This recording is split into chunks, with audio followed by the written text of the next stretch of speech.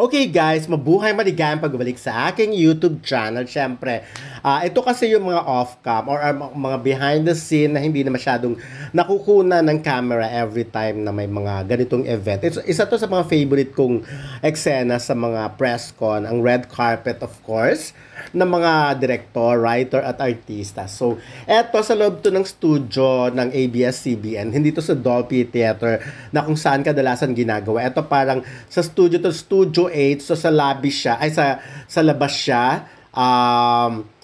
Kaya maganda yung area na yun kasi magkakatabi yung mga studio dan at doon yung makikita talaga yung mga ibang nagte-taping. May mga taping dyan like na Magandang Buhay, etc. etc. But anyways, eto nga, so ganyan muna ang ganap, rampa-rampa muna ng mga writer, director, of course, yung mga supporting cast.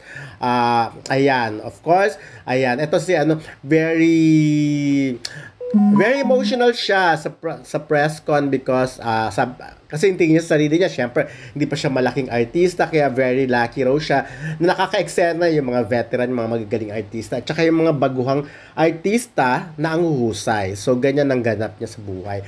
But anyways, pagpasensya nyo na guys, medyo ganun pa yung boses ko.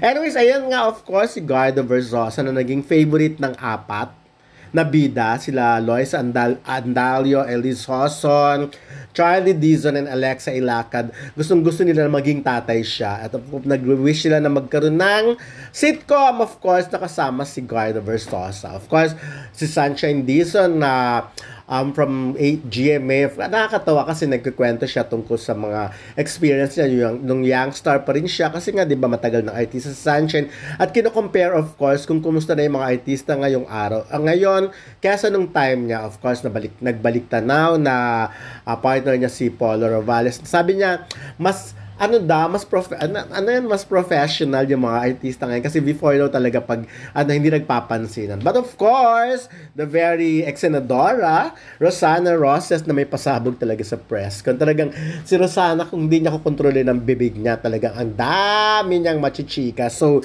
nabulabog yata sa press conference yung ang ABS-CBN or Dreamscape sa open forum na yun kahapon kasi diba nakita niyo naman ang mga kwento niya tungkol sa na nakita niya na ang talong, of course. Nakita niya na ang hotdog or talong ni Joseph Marco dahil nga matagal na silang magkakilala at matagal na silang magkasama. Pabiro naman yung kwento niya actually. So, pasable. Wala namang masyadong ganap. Hindi naman sila you know what, no?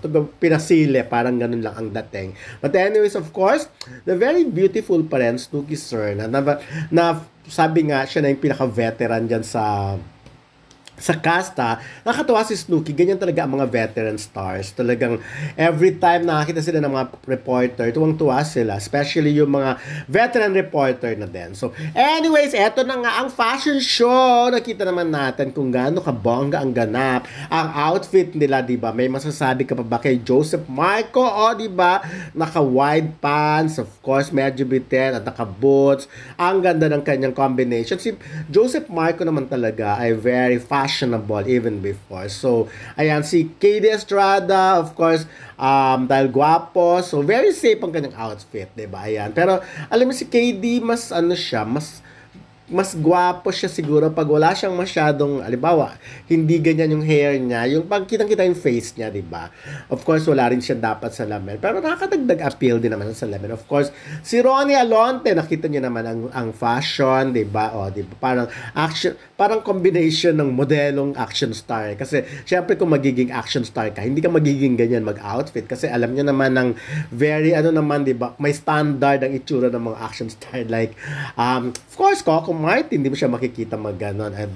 Eto na, so sila Charlie Dizon, of course, na ang laki na ng character, ang laki na ng development niya, no? As a person, as an artista, talagang yung confidence level niya, ang taas-taas na. Because, di ba, syempre, aminin natin, nung baguhan siya, maraming hindi nakakakilala sa kanya. Lalo na nung nanalo siyang Best Actress sa Metro Manila Film Festival at nanalo din siya sa Eddies, nanalo siyang Best Actress din. Of course, para sa movie nila ni Paolo Avellino. So, ayan, di ba, na very sexy. Of course, si Alexa Ilacad na talagang na ma-maximize niya ang kanyang asset, di ba? Actually, hindi nga masyado kasi alam naman natin, isa sa mga asset ni Alexa ay ang kanyang bube. Pero ito, may medyo skirt, pakita ng legs na may stockings, of course, ganyan, of course. And yung, actually, yung face naman talaga niya, ang kanyang asset kasi very beautiful naman talaga siya, di ba? May mga angulo nga na sabi nila kahawig. Eto talaga si Elise Sozon, ang very aggressive talagang pagdating sa pananamit. Nakita niyo naman, halos bukas na yung harap niya. Kaya yung iba hindi maiwasan talagang sinisilip-silip nila yung gilid eh. Kasi nga, katulad niya, no, kitang-kita, of course. But pag ganyan naman kasi, di ba, alam naman natin, di sila nagsusot ng bra. Pero meron silang nilalagay na nipplettes or nipple bra. Parang, basta yung tawag nila doon lalagay lang doon. Eto talaga, ang naggulat talaga ako yan kay Loisa Andalio. Grabe, no? Ang laki niyang babaeng tignan because ang sexy-sexy niya, which is, ang sikreto naman pala niya, 1 meal a day. My gosh, yung ganyan karaming pera, ganyan karaming trabaho, yung very busy ka, pero 1 meal a day ka lang, nakakaloka, diba? Ganyan talaga ang tunay na artista. Pag alam niyang maraming camera, play with camera. Talagang paglaruan mo ang camera sa harapan mo para mabigyan mo ng tamang angulo ang payak. Kaya ganyan ang mga paandar, pasabog sa